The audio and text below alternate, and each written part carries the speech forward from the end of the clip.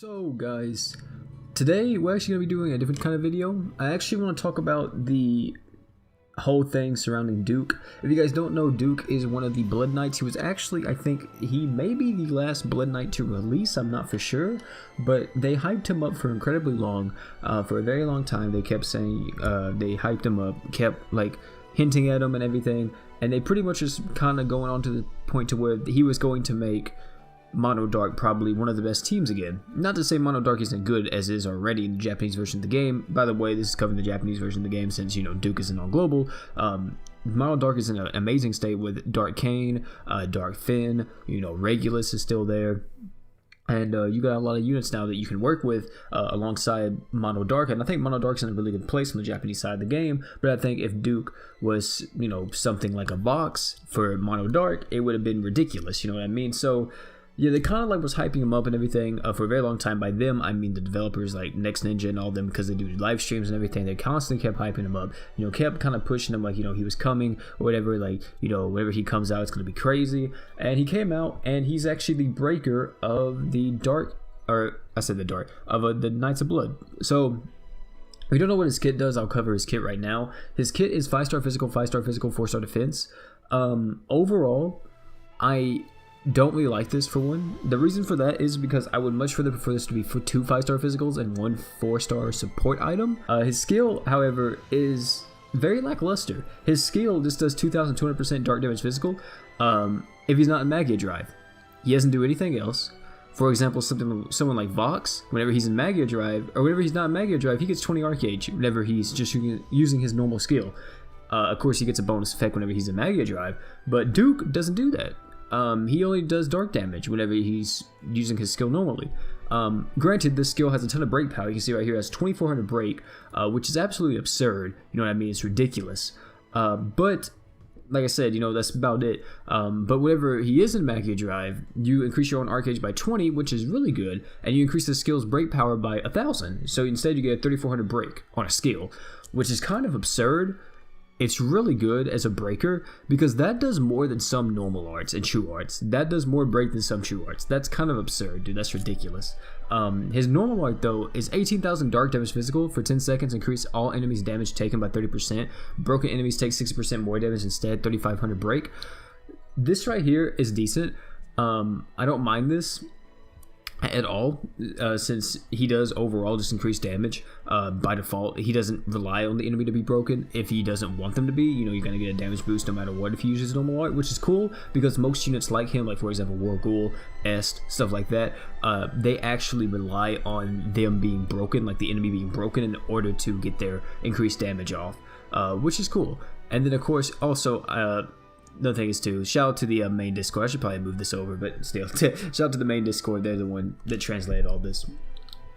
And then his true art is for 120 seconds and he enters Magia Drive, of course, upon first activation. And then when activating true arts during Magia Drive, you deal 34,000% dark damage physical, and you increase your true arts break power, or you increase your true arts break power by 5% of your own true art damage dealt. 9,900 break is the default. So you start at 9,900 break on his true art, and based on how much damage you deal with Duke's true art, would kind of depend how much added break you get. I think Plastic was actually talking to me in stream the other day, and I think he was actually saying that you get around, if you deal, he's gonna deal probably possibly around 500k, maybe 600k damage on average from what we're gathering.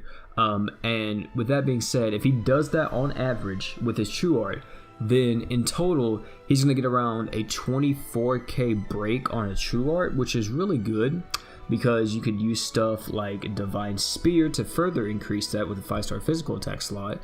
You could use a multitude of items to increase that even further and get a ridiculous amount of break power. So yeah, like for example, let's say if you do 500k damage, right? And then let's say if it's actually like 24k break, because I'm not doing the math in my head right now, I'm just saying. Let's say you actually do get 24k break. If you have something like Relic Mav on Duke, and you have, if this works in my head like I'm thinking, if you have 24k break, if that's the thing that gets added to your break based on the damage you deal, then in total right? Because I don't understand how this true art works completely. Because how breaking works, right, with damage is that breaking and damage are both just instant. You know what I mean? Like they happen whenever they deal damage, or the ability deals damage. So I don't know as if the true art, if it's gonna be a long animation or a short animation, would depict how much damage this overall does, like how much break it's gonna do. Because for example, unless the game just automatically calculates like the damage that is going to be dealt by Duke before he even does it and adds the break power like that, I'm not for sure how it works. You know what I mean? I don't know if it will get more and more break the longer the true art animation goes on for, or what the case may be. But with that being said, if it works, let's say where it just instantaneously calculates that he's going to deal 500k damage, so they give him 24k break. If you're using something like Relic Mav, which increases your break power by 100%, and you pop that before popping your true art, then that means in total you're going to get a 48k break, which in theory sounds absurd. It sounds ridiculous. Which I don't know if that's actually how it works, but if that's how it works, good lord. That's kind of ridiculous. But like I said, we're still getting to the point to where he is a stupid unit. He's stupid OP, right? The thing is, though, is that he's just comparing him to the other Blood Knights. You'll see what I'm talking about in just a second. So he does have the intimidation effect like someone like Est. He instantaneously, as soon as he gets to a giant boss, he's going to have the break bar at the beginning of the battle. Raid bosses take 20k break damage instead. Very good. Still really strong. Ability can be activated once per quest. It would have been absurd if they would have made this activate every single break bar. Oh my god, dude, he would be like meta as hell. That was the case. He would also increase own art gauge by 100 when Magia Drive is activated, which is good. That's a good buff. But here's the thing. You don't get anything else. You get this thing where when the boss becomes broken, during Magia Drive, you increase your own art gauge by 100. But Next Ninja, why is that his only abilities in Magia Drive? Like, that's kind of a turnoff, man, because I know he's already stupid broken with the amount of break power he can already get, but dude, I would have just loved so much if he would have also got 20% break power during Magia Drive. If you look at any other units that is a Blood Knight, okay, they get some type of stat bonus from what I'm assuming. Well, actually, Rosetta, I think, gets art gen, I think, in her Magia Drive. I could be wrong, or she gives it to everyone else. It's something like that. They give some type of stat buff, right? Overall, the boy Duke kind of got the short end of the stick, and there was like art gen, which art gen isn't bad. This is actually really good for what he's doing, because like I'm saying, I don't know how stupidly broken this kit's gonna be for breaking wise, especially against any type of boss in the game, because if he's able to reliably pretty much damn near break a raid boss almost by himself, that's gonna be stupid. But so like I said, I don't know how good this actually is. I would have kept this like it is, and personally I would have added at the end maybe increase break power by 25% while in Magia Drive. I would have added that, because that's what he is. He's a breaker, and I don't think that would have been bad. Or made it to where while he's in Magia Drive, he by default just, while he's in it, all of his attacks just reduce your break resist by like 20%. That would have been phenomenal too, because he doesn't have any type of break resist. So you're probably going to be wanting to use him alongside someone like Thetis that actually has break resist, because you're going to get value by using both of them on the same team anyway. So that's probably like would be what I would say. And then of course his true weapon down here is the skill on his true weapon is 50-second cooldown, 9,900% dark damage physical. For 10-second, increase all allies skill CT recovery speed by 30%. When equipped by Duke, increased damage dealt by 30%, and skill CT recovery speed by 50%. Does not stack with abilities of the same name. Increased damage dealt to broken enemies by 20%. So even with his true weapon here, he doesn't even have a break increase, which kind of like, he's a breaker, but he doesn't have a break increase. He has a damage increase, which is cool. Which is going to help him get more break power in theory, right? Because he's by default going to have 30% more damage dealt, which is going to increase how much break power he gets off his true art, which is good. It's just that his skill recovery speed is also not a bad buff on someone like Duke because of how ridiculous his skill is. His skill is very lackluster overall if you look at it comparing it to other Blood Knights, but you cannot deny the fact that this is a 3400 break freaking skill with Magia Drive. That's kind of stupid. I think a lot of people are upset with him, and the thing is, like I said personally, I'm not necessarily upset with him. I'm just kind of, how do I put it? Kind of underwhelmed, I guess. Like, I think he's still a good unit, and I think he's still a cool looking unit, and if his kit and his animations and all that are dope, then I'm still going to try to go for it whenever he comes to global.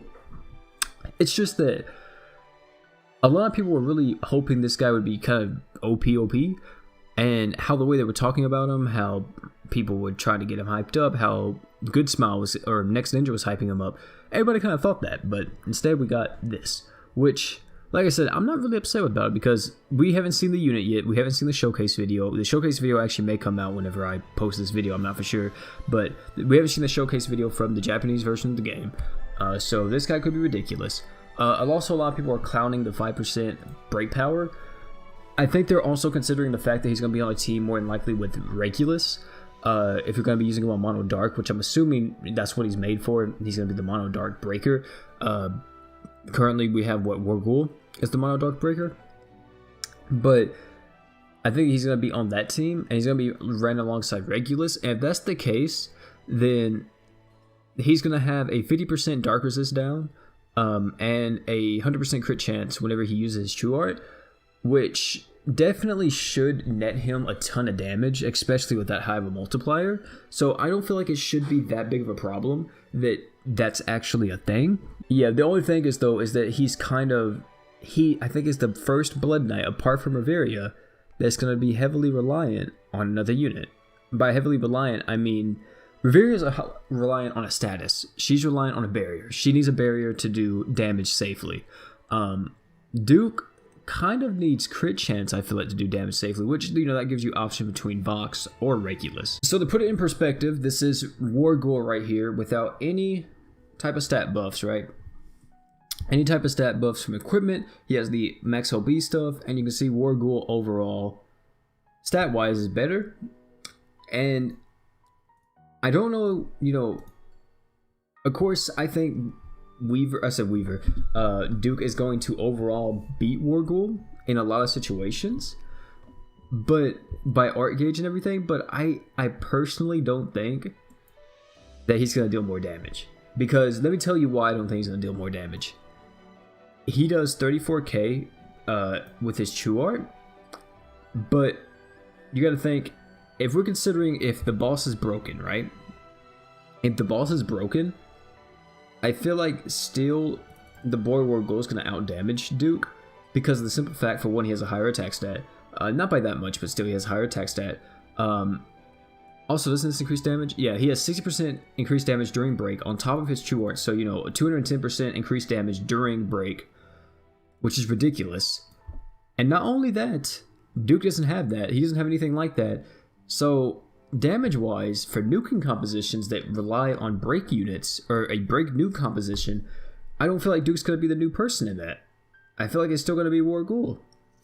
Like, I don't know what I could really else say, because there should be no way that Duke outdamages someone like Wargul, unless, because whenever you break the boss, right, as soon as you break him, don't you get the art gauge, right, from the Magia Drive? And when the boss is broken, yeah, as soon as you break the boss, you get the Magia Drive. So let's say, even with that, I think he may come close, but I don't think he's going to deal more damage than someone like Wargul in that situation. I could be completely wrong, right? I could be completely wrong, but this is pretty much the best comparison I could make with Duke, is Duke comparing him to Wargul, because they're pretty much, you know, feeling the same type of thing. They're both going for the same thing, kind of. He wants to break the boss to do more damage. He wants to break the boss to deal more damage. So overall, man, like I said, I think he's a good unit. I don't think he's very top tier, though. I think he's going to be high A tier, low S tier, personally. I would say low S tier, definitely. But like I said, we could be completely wrong. We could be completely wrong. This unit could come out with this kit and be busted AF, and that's the reason why he has no type of stat bonus. But we'll have to wait and see. But yeah, that's gonna be it though for the video, man. Thank you all for coming out. It's been your boy P. like this video. Don't forget to like, comment, subscribe. Tell me what you think about Duke down below. What do you guys think? You guys impressed about him? You guys okay with him? You guys underwhelmed? Tell me what you think. But yeah, guys, that's gonna be it though. Thank you all for coming out. It's been your boy P, and I'm out, guys. Peace. Also, let's not even talk about his banner.